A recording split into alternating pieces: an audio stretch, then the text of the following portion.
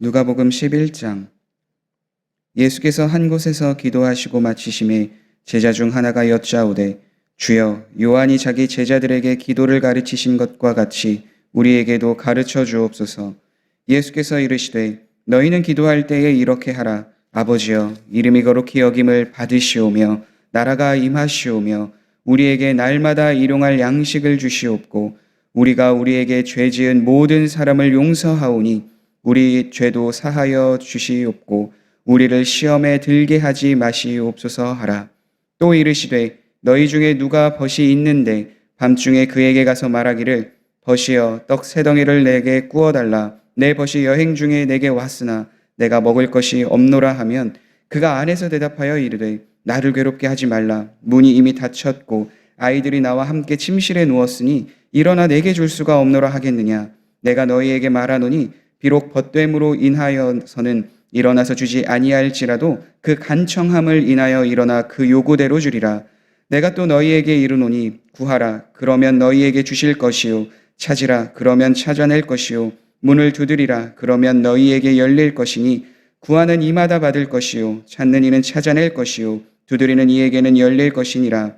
너희 중에 아버지 된 자로서 누가 아들이 생선을 달라 하는데 생선 대신에 뱀을 주며 알을 달라 하는데 전갈을 주겠느냐. 너희가 악할지라도 좋은 것을 자식에게 줄 알거든 하물며 너희 하늘 아버지께서 구하는 자에게 성령을 주시지 않겠느냐 하시니라. 예수께서 한 말 못하게 하는 귀신을 쫓아내시니 귀신이 나가매 말 못하는 사람이 말하는지라. 무리들이 놀랍게 여겼으나 그 중에 더러는 말하기를, 그가 귀신의 왕 바알세불을 힘입어 귀신을 쫓아낸다 하고, 또 더러는 예수를 시험하여 하늘로부터 오는 표적을 구하니, 예수께서 그들의 생각을 아시고 이르시되, 스스로 분쟁하는 나라마다 황폐하여지며 스스로 분쟁하는 집은 무너지느니라. 너희 말이 내가 바알세불을 힘입어 귀신을 쫓아낸다 하니, 만일 사탄이 스스로 분쟁하면 그의 나라가 어떻게 서겠느냐. 내가 바알세불을 힘입어 귀신을 쫓아내면 너희 아들들은 누구를 힘입어 쫓아내느냐. 그러므로 그들이 너희 재판관이 되리라. 그러나 내가 만일 하나님의 손을 힘입어 귀신을 쫓아낸다면 하나님의 나라가 이미 너희에게 임하였느니라. 강한 자가 무장을 하고 자기 집을 지킬 때에는 그 소유가 안전하되, 더 강한 자가 와서 그를 굴복시킬 때에는 그가 믿던 무장을 빼앗고 그의 재물을 나누느니라. 나와 함께 하지 아니하는 자는 나를 반대하는 자요, 나와 함께 모이지 아니하는 자는 해치는 자니라. 더러운 귀신이 사람에게서 나갔을 때에 물 없는 곳으로 다니며 쉬기를 구하되 얻지 못하고, 이에 이르되 내가 나온 내 집으로 돌아가리라 하고 가서 보니 그 집이 청소되고 수리되었거늘, 이에 가서 저보다 더 악한 귀신 7을 데리고 들어가서 거하니 그 사람의 나중 형편이 전보다 더 심하게 되느니라. 이 말씀을 하실 때에 무리 중에서 한 여자가 음성을 높여 이르되, 당신을 뵌 태와 당신을 먹인 젖이 복이 있나이다 하니, 예수께서 이르시되, 오히려 하나님의 말씀을 듣고 지키는 자가 복이 있느니라 하시니라. 무리가 모였을 때에 예수께서 말씀하시되, 이 세대는 악한 세대라. 표적을 구하되 요나의 표적밖에는 보일 표적이 없나니, 요나가 니느웨 사람들에게 표적이 됨과 같이 인자도 이 세대에 그러하리라. 심판때에 남방 여왕이 일어나 이 세대 사람을 정죄하리니, 이는 그가 솔로몬의 지혜로운 말을 들으려고 땅끝에서 왔음이거니와 솔로몬보다 더 큰 이가 여기 있으며, 심판때에 니느웨 사람들이 일어나 이 세대 사람을 정죄하리니, 이는 그들이 요나의 전도를 듣고 회개하였음이거니와 요나보다 더 큰 이가 여기 있느니라. 누구든지 등불을 켜서 속에나 말 아래에 두지 아니하고 등경 위에 두나니, 이는 들어가는 자로 그 빛을 보게 하려 함이라. 내 몸의 등불은 눈이라. 내 눈이 성하면 온몸이 밝을 것이요, 만일 나쁘면 내 몸도 어두우리라. 그러므로 내 속에 있는 빛이 어둡지 아니한가 보라. 내 온몸이 밝아 조금도 어두운 데가 없으면 등불의 빛이 너를 비출 때와 같이 온전히 밝으리라 하시니라. 예수께서 말씀하실 때에 한 바리새인이 자기와 함께 점심 잡수시기를 청함으로 들어가 앉으셨더니, 잡수시기 전에 손 씻지 아니하심을 그 바리새인이 보고 이상히 여기는지라. 주께서 이르시되, 너희 바리새인은 지금 잔과 대접의 겉은 깨끗이 하나 너희 속에는 탐욕과 악독이 가득하도다. 어리석은 자들아, 겉을 만드신 이가 속도 만들지 아니하셨느냐. 그러나 그 안에 있는 것으로 구제하라. 그리하면 모든 것이 너희에게 깨끗하리라. 화 있을진저 너희 바리새인들이여 너희가 박하와 운향과 모든 채소의 11조는 들이되 공의와 하나님께 대한 사랑은 버리는도다. 그러나 이것도 행하고 저것도 버리지 말아야 할지니라. 화 있을진저 너희 바리새인들이여 너희가 회당의 높은 자리와 시장에서 문안받는 것을 기뻐하는도다. 화 있을진저 너희여 너희는 평토장한 무덤 같아서 그 위를 밟는 사람이 알지 못하느니라. 한 율법 교사가 예수께 대답하여 이르되 선생님 이렇게 말씀하시니 우리까지 모욕하심이니이다. 이르시되 화 있을진저 또 너희 율법 교사여 지기 어려운 짐을 사람에게 지우고 너희는 한 손가락도 이 짐에 대지 않는도다. 화 있을진저 너희는 선지자들의 무덤을 만드는도다. 그들을 죽인 자도 너희 조상들이로다. 이와 같이 그들은 죽이고 너희는 무덤을 만드니 너희가 너희 조상의 행한 일의 증인이 되어 옳게 여기는도다. 그러므로 하나님의 지혜가 일렀으되 내가 선지자와 사도들을 그들에게 보내리니 그 중에서 덜어는 죽이며 또 박해하리라 하였느니라. 창세 이후에 흘린 모든 선지자의 피를 이 세대가 담당하되 곧 아벨의 피로부터 제단과 성전 사이에서 죽임을 당한 사가랴의 피까지 하리라. 내가 너희에게 이르노니 과연 이 세대가 담당하리라. 화 있을진저 너희 율법 교사여 너희가 지식의 열쇠를 가져가서 너희도 들어가지 아니하고 또 들어가고자 하는 자도 막았느니라 하시니라. 거기서 나오실 때에 서기관과 바리새인들이 거세게 달려들어 여러 가지 일을 따져 묻고 그 입에서 나오는 말을 책잡고자 하여 노리고 있더라. 아멘.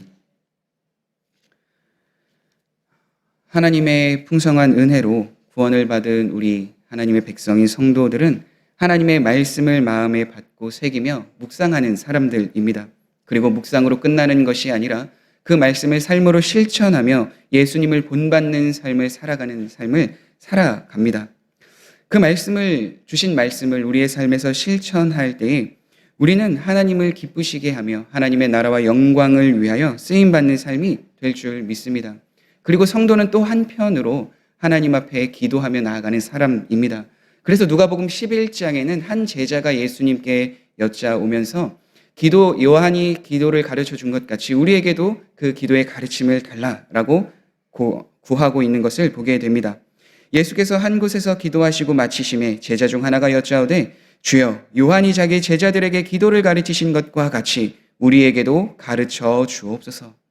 예수님께서는 그 제자의 요청대로 기도는 이렇게 하는 것이다 라고 말씀해 주셨습니다. 기도의 대상이 누구인지, 무엇을 그 대상에게 구해야 하는지, 그리고 그 기도는 나뿐만이 아니라 다른 이들을 위해서 기도해야 한다라는 것까지 예수님께서는 분명하게 말씀해 주십니다.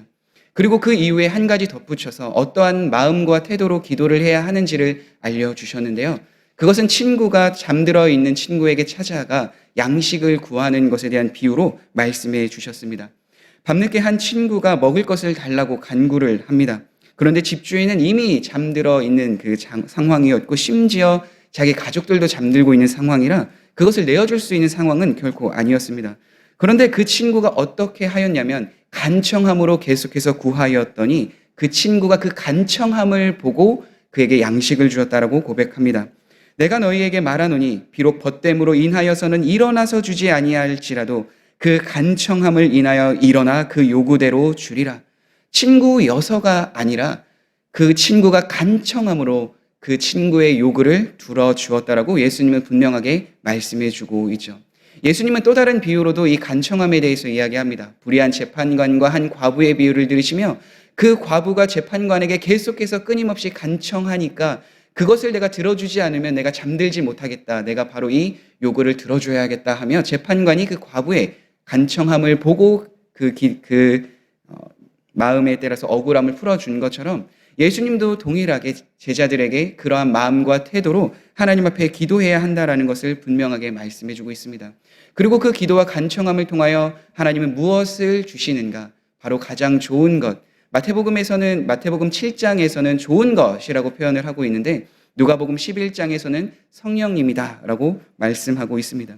그러니까 기도의 대상을 분명히 알고 무엇을 위해서 구해야 하는지도 알고 그리고 우리가 자신뿐만이 아니라 다른 이들을 위해서 기도할 때 하나님 앞에 간절한 마음으로 간청함을 가지고 기도할 때 하나님께서는 좋은 것, 성령님을 그 안에 주시면서 그 삶에 대한 풍성함을 허락해 주심을 예수님은 이 비유를 통해서 말씀해 주고 있습니다.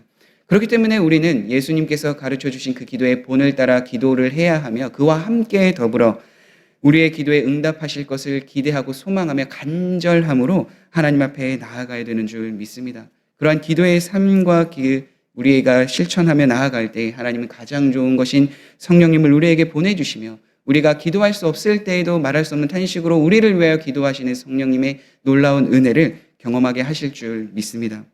그런 상황에서 예수님은 이제 장소를 다른 곳으로 가시며 귀신을 쫓아내는 기적을 보이십니다. 그런데 귀신을 쫓아내는 그 현장에서 많은 사람들이 놀랍게 여깁니다. 한편으로는 그 놀랍게 여김을 통해서 예수님을 시험하고자 하는 사람들도 있고 다른 표적을 구하는 사람들도 있으며 그 귀신을 쫓아내는 것은 예수님의 능력이 아니라 바알세불, 즉 귀신의 왕의 힘을 통해서 그 귀신을 쫓아낸다라는 이야기들도 하는 모습을 보게 됩니다. 그런데 예수님께서는 그것이 아님을 분명하게 말씀해 주고 있습니다. 귀신이 귀신을 쫓아내면 결국 그 나라는, 그 귀신의 왕국은 멸망할 수밖에 없기 때문에 나는 귀신의 힘을 힘입어서 그 일을 행하는 것이 아니라 하나님의 능력으로 이 일을 행한다라고 분명하게 말씀해 주고 있습니다. 그리고 그와 함께 더불어 한 가지 비유를 이야기하시는데요. 사람의 마음에 대한 이야기들을 하십니다. 바로 누가복음 11장 24절의 말씀입니다. 더러운 귀신이 사람에게서 나갔을 때 물 없는 곳으로 다니며 쉬기를 구하되 얻지 못하고 이에 이르되 내가 나온 내 집으로 돌아가리라 하고 가서 보니 그 집이 청소되고 술이 되었거늘 이에 가서 저보다 더 악한 귀신 7을 데리고 들어가서 거하니 그 사람의 나중 형편이 전보다 더 심하게 되었느니라. 예수님께서 바알세불의 힘을 힘입어 귀신을 쫓아냈다면 이러한 일은 있을 수 있지 않겠죠. 그 집이 깨끗해질 수 없을 겁니다. 왜냐하면 귀신이 귀신에 대한 그 소굴이 더욱더 많은 귀신을 데려올 수는 있으나 그 마음에 대한 집을 깨끗하게 할 수는 없기 때문입니다. 그래서 예수님은 이 비유로 분명하게 말씀해 주셨습니다. 귀신을 쫓아내는 것은 하나님의 능력에 관한 일이며 그 집이 귀신을 쫓아낸 그 집도 예수님과 함께 하나님의 말씀과 함께 살아가지 않으면 결국 그 귀신이 다시 다른 귀신들을 데리고 와서 그 마음을 어렵게 하고 그 집을 전보다 더 심하게 할 수 있다. 그렇기 때문에 하나님의 능력을 힘입어 매일 살아갈 수 있는 삶을 살아가야 함을 분명히 예수님은 말씀해 주고 있습니다. 야고보서에도 동일하게 이러한 마음에 대해서 이야기합니다. 두 마음을 품은 자들아 마음을 성결하게 하라. 즉 우리도 동일하게 하나님의 말씀을 힘입어서 살아갈 때 우리의 마음은 정결하게 되고 깨끗하게 될 수 있는 자리로 나아가게 됩니다. 그 일을 행하시는 분이 하나님이시며 하나님의 능력으로 그 일들이 실행되기 때문입니다. 그래서 우리는 오직 마음을 새롭게 할 때에 하나님의 말씀을 통하여서 하나님과 동행하는 것을 통해서 우리의 인생을 주님께 드리며 우리의 인생의 주인이 예수님이심을 확신하며 살아가는 삶을 살아가야 될 줄 믿습니다.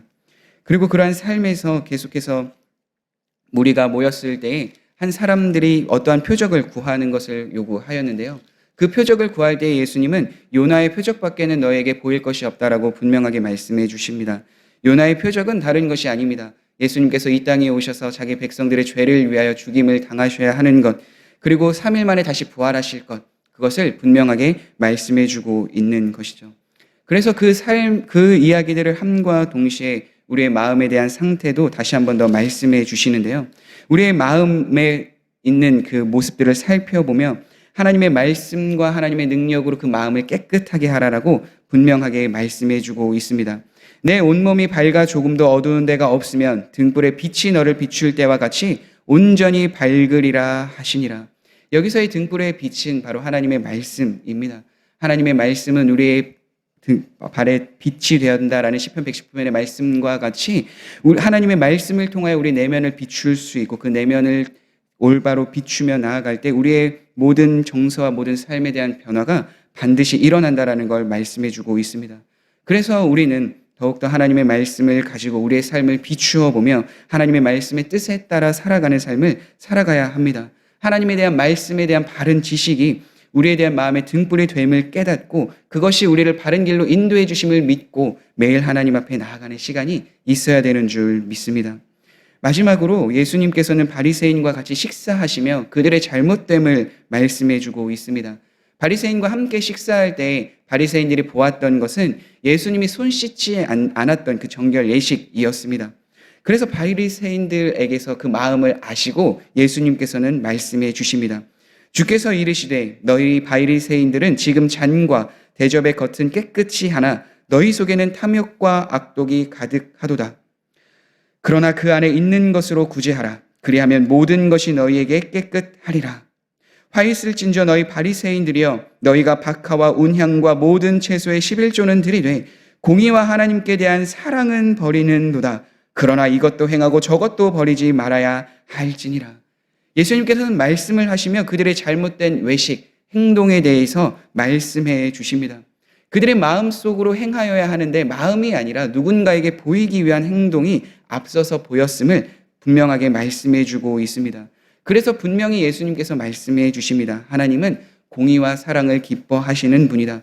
그래서 이것도 버리지 말고 저것도 행하여야 한다라고 분명하게 말씀해 주고 있는 거죠. 11조는 들이되 공의와 하나님께 대한 사랑은 버리는도다. 이것이 그때 당시 바리새인들이 행하지 못하였던 삶이었습니다. 그러니까 그들의 삶에서 우리가 바라봐야 하는 것은 하나님의 공의, 하나님의 사랑, 그것을 가지고 삶으로 실천해야 함을 분명하게 말씀해 주고 있는 거예요.